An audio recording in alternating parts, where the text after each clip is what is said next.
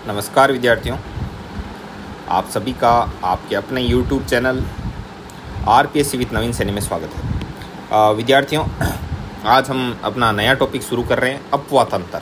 अपवातंत्र अपना नया टॉपिक है और आई होप आपको ये बहुत ही अच्छे से समझ में आएगा। तो चलिए शुरू करते हैं। अपवातंत्र के बारे में पढ़ना अपन, तो पार्ट 1 है ये, ठीक है। पार्ट 1 अपवातंत्र। एक सेकंड रुकना, मैं देखता हूँ इसमें कोई पेन वगैरह अलग से ओपन हो। चलो कोई बात नहीं, एक सेकंड रुकना लाड लो, एक सेकंड थोड़ा सा वेट कीजिए। इसकी मैं थोड़ी PDF सेट कर देता हूँ, ठीक है। ये ओपन नहीं हो रही है।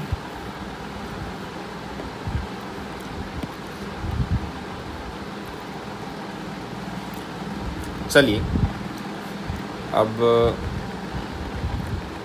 एक सेकेंड रुकना, मैं निकाल रहा हूँ। 93 के आसपास है ये पूरी PDF। आप यदि प्राप्त करना चाहते हैं तो डिस्क्रिप्शन बॉक्स में लिंक दे रखा है, वहाँ से आप इसको ओपन कर सकते हो, ख़रीद सकते हो। ये लो, ये रहा अपना पेज। अपवातंत्र, यहाँ पे क्या है, अलग अलग कलर चूज करने का ऑप्शन है। अपवातंत्र पार्ट 1 है ये। अपवातंत्र पर मानसून तंत्र अपने पिछले वीडियो में हो गया था कंप्लीट, ठीक है। तो चलिए शुरू करते हैं। अपवातंत्र क्या है? अपवातंत्र में आती है, देखो, नदियाँ, नदियों का उद्गम स्थल कहाँ से होता है, इसकी कौन कौन सी सहायक नदियाँ हैं, उत्तर से दक्षिण की ओर क्रम, दक्षिण से उत्तर की ओर क्रम, नदियाँ कौन सी नदियों की सहायक नदियाँ हैं, कहाँ पर जाकर ये विलीन होती है, ठीक है। बंगाल की खाड़ी की शाखा, अरब सागर की शाखा वगैरह वगैरह, इन शाखाओं के आधार पर हम इनका वर्गीकरण पढ़ेंगे, ठीक है। एक निर्धारित जल मार्ग द्वारा जल के प्रवाह को अपवाह कहा जाता है, ठीक है। और इस प्रकार के कई जल मार्गों के जाल को अपवाह तंत्र कहते हैं। अब यह अपवाह तंत्र भी दो भागों में, हिमालय नदी तंत्र और प्रायद्वीपीय नदी तंत्र, ठीक है। अब तो जो हिमालय से निकलने वाली जो नदियां हैं वो इसमें आएगी, और प्रायद्वीपीय तंत्र वाली ये अलग है। तो प्रायद्वीपीय तंत्र है वो दो भागों में विभक्त है, अरब सागरीय नदी तंत्र और बंगाल की खाड़ी नदी तंत्र। और हिमालय नदी तंत्र में आता है सिंधु नदी तंत्र, गंगा नदी और ब्रह्मपुत्र नदी, ठीक है। तो ये बात है, तो इन नदियों का आप ध्यान रखना। देखिए, वैसे हिमालय नदी तंत्र है ना, तो इसकी जो नदियों की लंबाई अधिक है। प्रायद्वीपीय नदी तंत्र में आपको नदियों की लंबाई अमूमन कम मिलेगी। तो ऐसे छोटी छोटी चीज़ें हैं, वे आप सीखते जाओगे आगे से आगे, देखना। सबसे पहले बात करते हैं हिमालय नदी तंत्र। और हिमालय नदी तंत्र में पहला तंत्र है सिंधु नदी तंत्र, उसके बाद गंगा नदी, उसके बाद ब्रह्मपुत्र, उसके बाद में प्रायद्वीपीय नदी तंत्र में अरब सागरीय, और उसके बाद बंगाल की खाड़ी नदी तंत्र हम पढ़ेंगे, ठीक है।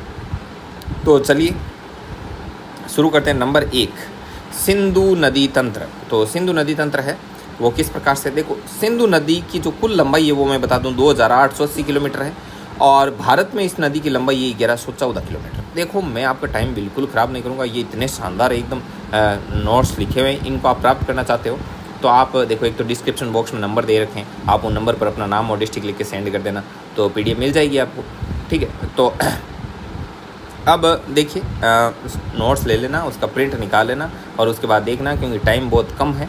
क्लासें मैं छोटी छोटी डाल रहा हूँ ताकि आप कम से कम समय में देखो। अब 1.5 घंटे क्लासें डाल दी तो क्लासें देखोगे, नोट्स बनाओगे, याद करोगे, क्या क्या करोगे, तो उस लिहाज से क्लासें बन रही हैं, ठीक है। अब देखो, सिंधु नदी है वो मानसरोवर झील के निकट, मानसरोवर झील के निकट चमायंगडुंग ग्लेशियर, और जिसे बोकरचू बोलते हैं, तिब्बत से, यहाँ से इसका क्या है, उद्गम है, ठीक है। और ये नदी देखना आप, यहाँ से शुरू होती है, यहाँ से शुरू होकर दमचोक लद्दाख में यहाँ से प्रवेश करती है, और फिर ऐसे बहती हुई लद्दाख में बहती है, और यहाँ से चिल्लास लद्दाख नाम की जगह से वापस ऐसे निकलती है बाहर आगे, और फिर ऐसे बहती हुई ये सिंधु नदी तंत्र ऐसे आगे जाता ये अरब सागर की ओर है, ठीक है। इधर ये कराची पाकिस्तान है। और देखिए इसके ये नदियाँ देखो, ये झेलम नदी है, झेलम नदी यहाँ से उत्पन्न होती है, और ये आगे लिखा हुआ है, पूरी थ्योरी लिखी हुई, ये झेलम नदी इसमें मिलती है। और ये चिनाब नदी है, तो चिनाब नदी के लिए ब्लू कलर से बना देता हूँ। चिनाब नदी यहाँ से प्रारंभ होती है, और यहाँ से लेकर के ये यहाँ पर आ गई। रावी और व्यास, तो व्यास ये चलती इसमें मिलती है, किसमें, सतलज में, जो कि सतलज भी इधर तिब्बत से आती है, और सतलज में व्यास मिल जाती है, ठीक है। और रावी यहाँ से उत्पन्न होती है, रावी को मैं येलो कलर में बता देता हूँ। रावी यहाँ से उत्पन्न होकर के और फिर इसमें मिल जाती है, ठीक है। और ये सारी की सारी सतलज आगे जाके मिल जाती है इसमें, जो आपका ये सिंधु नदी तंत्र है इसमें, ठीक है। अब देखो दमचोक लद्दाख में यहाँ पर ये भारत में प्रवेश करती है, ये कंसेप्ट है एक यहाँ पर छिपा हुआ, और मानसरोवर झील के निकट यहाँ से उत्पन्न होती है, ये कंसेप्ट है। और इधर एक बुंजी नाम की जगह है लद्दाख में, यहाँ पर एक गहरा गार्ज बनता है, ठीक है, 5181 मीटर। तो गार्ज क्या होता है, जैसे पानी यहाँ पर है तो यहाँ ऊंचाई से गिर रहा है, तो नीचे गिरेगा तो आपको पता है पानी जब गिरता है तो ऐसे खाई टाइप बना देगा, ऐसे वी आकार की घाटी बना देगा, और वो घाटी भी कितनी गहरी है, 5181 मीटर गहरी घाटी बना देता है। और इसी घाटी को, ये वी आकार की घाटी बनती है नदी के गिरने से, तो इसी को अपन क्या बोलते हैं, गार्ज बोलते हैं। क्या बोलते हैं, गार्ज कहा जाता है इस नदी को। तो ये गार्ज है,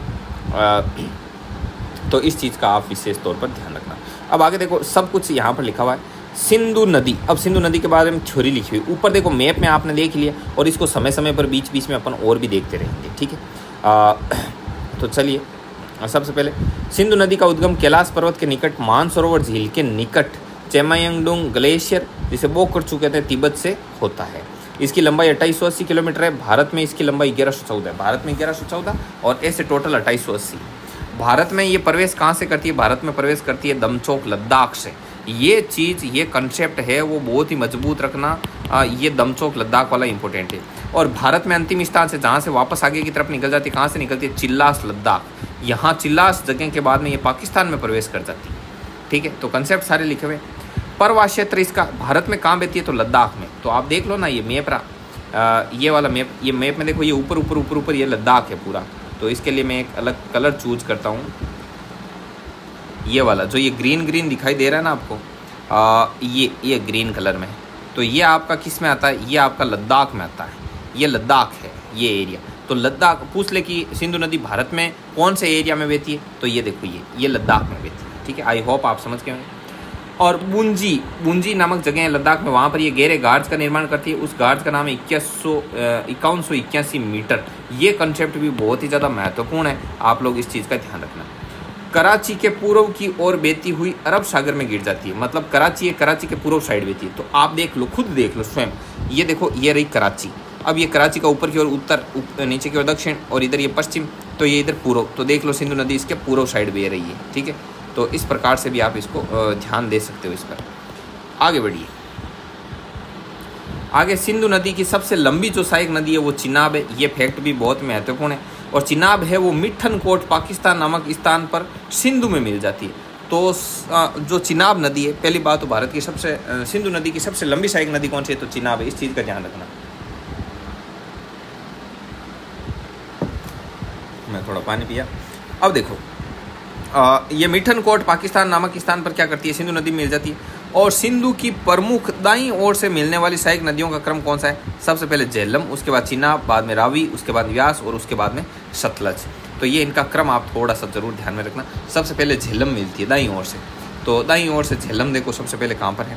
तो मैं थोड़ा सा इसको रब करना चाहूँगा, और दाईं ओर से सबसे पहले देखो, ये रही झेलम, दाईं ओर से सबसे पहले ये झेलम है। और उसके बाद ये देखो दे रखा है ना, रावी कार, ये चिनाब कार, रावी कार, व्यास कार, तो ये सब कुछ है इसके अंदर। अब इसमें और कौन सा है, एक फैक्टर पीछे, एक मिनट, यहाँ पे ये आ गया। यहाँ पे पंचनद कौन कौन सी है, 5 नदियों का समूह है। झेलम का 1180 किलोमीटर, चिनाब रावी का 720, व्यास का 470 किलोमीटर, सतलज का 1500 किलोमीटर, और भारत में 1050 किलोमीटर है सतलज का प्रवाह क्षेत्र। इन 500 नदी द्वारा निर्मित जो पंजाब का मैदान है, तो उसको क्या बोलते हैं, ये पंजाब का मैदान है, इन 5 नदियों से मिलकर बना है। इसको पंजाब क्यों कहते हैं, तो देखो 2 नदियों के बीच की जगह होती है, उसको क्या बोलते हैं, दोआब बोलते हैं, दोआब, ठीक है। और इसके अलावा जो 3 नदियों का त्रिआब भी बोलते हैं। तो वैसे ये 5 नदियों का ये प्रवाह क्षेत्र की वजह से जो निर्मित जो मैदान होता है उसको क्या बोल दिया, पंजाब, ठीक है। 5 पंच और आब, और फिर इससे पंजाब बना दिया, पंजाब नहीं बनाकर पंजाब बना दिया, तो ये पंजाब है। और ये नदियां हैं, ये आपकी ये वाली है रावी, ये रावी, और ये व्यास, रावी और व्यास सतलज में मिलती है। चिनाब नदी आती है, चिनाब नदी में रावी मिलती है, और व्यास और सतलज आकर किसमें मिलती है, चिनाब में। झेलम मिलती है इसमें चिनाब में। तो ऐसी ये चीज़ें हैं, ठीक है। और एक चीज़ ये ध्यान में रखना यहाँ पर कि जो सिंधु नदी, सिंधु सागर, ये जो मैदान है ये त्रिआब है, ये 3 नदियों से घिरा हुआ। कौन कौन सा, एक तो देखो इधर से ये झेलम, एक ये इधर से चिनाब, ठीक है। देखो कहाँ से कहाँ तक, रेड कलर में जिनाब, सॉरी झेलम, और ये येलो कलर में आ गई आपकी चिनाब, और ऊपर से ये आपकी क्या आ रही है, ये आ रही है सिंधु। तो इन 3 नदियों से ये घिरा हुआ क्या हो गया, त्रिआब है सिंधु सागर मैदान। झेलम और चिनाब के बीच का जो मैदान है वो छाछ कहलाता है। चिनाब और रावी के बीच का मैदान रचना कहलाता है। रावी और व्यास के बीच का जो मैदान है वो बारी कहलाता है, और व्यास और सतलज के बीच का मैदान है वो बिष्ट कहलाता है। तो इसका थोड़ा ध्यान रखना। अब इस नदी पर कौन कौन सी महत्वपूर्ण परियोजनाएं बनी हुई हैं, तो ये सतलज नदी पर, तो सतलज नदी पर भाखड़ा व नांगल परियोजना बनी हुई है, और नाथपा झाखरी परियोजना भी है हिमाचल में, इसका ध्यान रखना। इंदिरा गांधी नहर परियोजना है वो व्यास व सतलज के संगम पर स्थित हरि के बैराज से है। इंदिरा गांधी नहर परियोजना जो अपने राजस्थान के लिए बहुत ही महत्वपूर्ण है, पश्चिमी राजस्थान की स्वर्ण रेखा है। तो इस चीज ये बहुत ही ज़्यादा इंपॉर्टेंट है, इसका आप थोड़ा विशेष ध्यान रखें। व्यास है, व्यास नदी पर पोंग परियोजना है हिमाचल में, तो ये भी महत्वपूर्ण है। रावी नदी पर एक तो चमेरा परियोजना हिमाचल में, थीन परियोजना है पंजाब में, जो कि पंजाब और हिमाचल की संयुक्त परियोजना है, थीन परियोजना। आगे देखिए, सिंधु में दाईं ओर से मिलने वाली सहायक नदियां हैं श्योक, काबुल, कुर्रम, ये गोयल, ये इतनी महत्वपूर्ण नहीं कोई। बाईं ओर से मिलने वाली पंचनद, जासकर, सियांग, सिगार, गिलगिट, ये 5 प्रमुख सहायक नदियां। तो इतना कोई डाटा डीपली देगा नहीं, और देगा तो मतलब कोई 1-2 मान लो, 6 क्वेश्चन आते हैं, 6 में से एक इतना आ जाए डीपली, मान लो जितना भी आप मानो कि भाई इंडियन ज्योग्राफी में से आप इतने क्वेश्चन आएंगे, तो उसमें से एक कोई ऐसा दे दो आप छोड़ दो तो भी कोई गम वाली बात नहीं, ठीक है।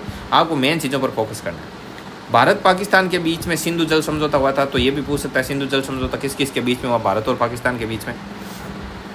देखो ये इसका यूजेज है, सिंधु झेलम चेनाब का 80% पाक और इंडिया 20%, रावी सतलज व्यास का पाक 20% और इधर इंडिया में 80% है।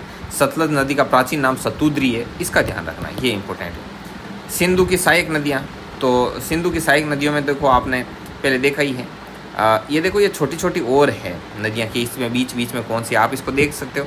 झेलम नदी पर तुलबुल और उर्री परियोजना बनी हुई है, ये चीज़ बहुत ज़्यादा महत्वपूर्ण है, इसका ध्यान रखना। इंपॉर्टेंट तो मैंने साइड में ही ये लिखा हुआ है, झेलम नदी पर तुलबुल और उर्री परियोजना है, तो ये इंपॉर्टेंट है, इसका ध्यान रखना। अब देखिए जैसे ये तंडी केलांग में है, और देखो ये सलाल परियोजना, ये नदियों पर बनी हुई परियोजना है, इसके बारे में थ्योरी लिखी हुई है। देखो ये दुलहस्ती परियोजना जम्मू एंड कश्मीर में, बगलियार ये इसमें है, सलाल परियोजना जम्मू कश्मीर में। ये आप मैप देख लेना, मैप को बढ़िया तरीके से, ये मैं थोड़ा सा जूम कर देता हूँ, आप रोक के आराम से देख के इसका आराम से देख लेना और PDF बना लेना ना।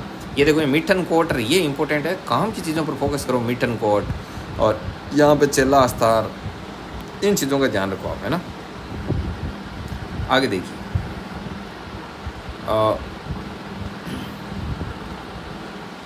देखो चेनाब नदी का जो उद्गम है वो क्या है, चंद्रा प्लस भागा तंडी नामक स्थान से यहाँ पर है चेनाब का उद्गम है। ये मानसरोवर झील है, इधर राकस्ताल है, ये तिब्बत में, ठीक है। यहाँ से ये सतलज नदी है, और ये सिपकिला दर्रा है, ठीक है, ये यहाँ पर।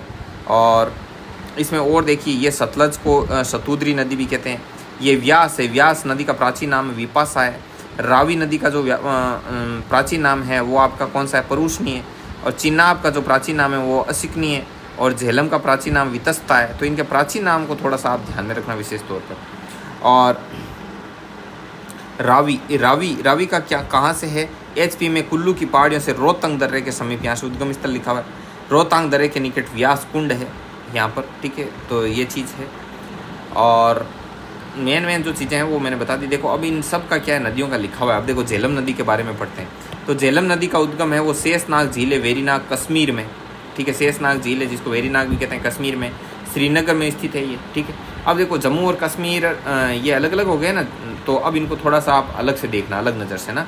वुलर झील से होकर निकलती है ये झेलम नदी, और इसकी सहायक नदी, झेलम नदी की सहायक नदी किशन गंगा नदी है, जिस पर किशन गंगा परियोजना बनी हुई है। इसका प्राचीन नाम है वो वितस्ता है, और जंग पाकिस्तान नामक स्थान पर यह चेनाब में विलय हो जाती है। झेलम नदी चेनाब में। अब देखो झेलम नदी देखते हैं, झेलम नदी कहाँ है, देखो ये झेलम नदी है। अब ये झेलम नदी इधर से ये इंडिया में से होके ये इधर पाकिस्तान की तरफ आ गई, और पाकिस्तान में जाके, और पाकिस्तान में ये इधर से कौन सी आ रही है, ये चिनाब नदी आ रही है। तो इस चिनाब नदी में मिल जाती है, और मिलती भी कहाँ पर है, पाकिस्तान में। और पाकिस्तान में कौन सी नदी पर मिलती है, मतलब कौन सी जगह पर मिलती है, तो ये मिलती है आपके जंग है पाकिस्तान में, उस स्थान पर ये चेनाब में मिल जाती है। अब चेनाब है, तो अब चेनाब कहाँ से निकलती है? इसका उद्गम होता है चंद्र प्लस भागा नाम 2 सरिताओं से मिलकर बनती है, ठीक है। और देखो ये दोनों तंडी केलांग के निकट मिलती है, और केलांग कहाँ, हिमाचल प्रदेश में के निकट मिलती है, जिससे आगे चेनाब का निर्माण होता है। और चंद्र प्लस भागा हिमाचल प्रदेश, मतलब 2 नदियाँ हैं। कौन सी? एक चंद्र और एक भागा। तो चंद्र भागा आगे मिलती है चिनाब। देखो ये है, यहाँ से है ये चिनाब। तो ये चिनाब में बोलते हैं कि चंद्र और भागा 2 सरिताएं मिलकर किसका निर्माण करती है? चेनाब नदी का जो निर्माण करती है। और ये दोनों मिलती कहाँ पर है? तंडी केलांग नामक जगह है हिमाचल प्रदेश में, वहाँ पर मिलती है, ठीक है। और इसकी सहायक नदी कौन कौन सी है? झेलम, रावी और तवी इसकी सहायक नदियाँ हैं। और इसका संगम होता है मिठन कोट पाकिस्तान पर सिंधु नदी में। तो अब देखो ये नदी ही ले जा रही है। इसको थोड़ा सा अलग कलर में दिखाएं तो इसमें दिखा दो। ये देखो ये चिनाब है। ये चिनाब आगे चलती चलती चलती चलती ये पाकिस्तान में एक मिठन कोट नाम की जगह है। कौन सी जगह? मिठन कोट।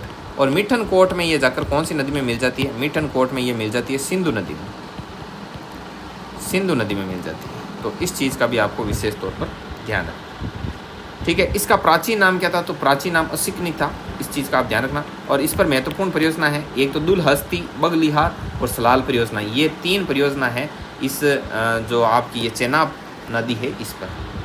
अब आगे है रावी नदी। तो रावी नदी के बारे में अपन नेक्स्ट वीडियो में पढ़ेंगे, ठीक है ना। और ये PDF यदि आपको चाहिए तो आप मैसेज कर देना। और नीचे नंबर दे रखे हैं वैसे डिस्क्रिप्शन में, और किसी को डिस्क्रिप्शन का ही पता नहीं हो तो इन नंबरों पर अपना नाम और डिस्ट्रिक्ट लिख के सेंड कर देना। तो मिलते हैं विद्यार्थियों नेक्स्ट वीडियो में। तब तक के लिए जय हिंद, जय भारत।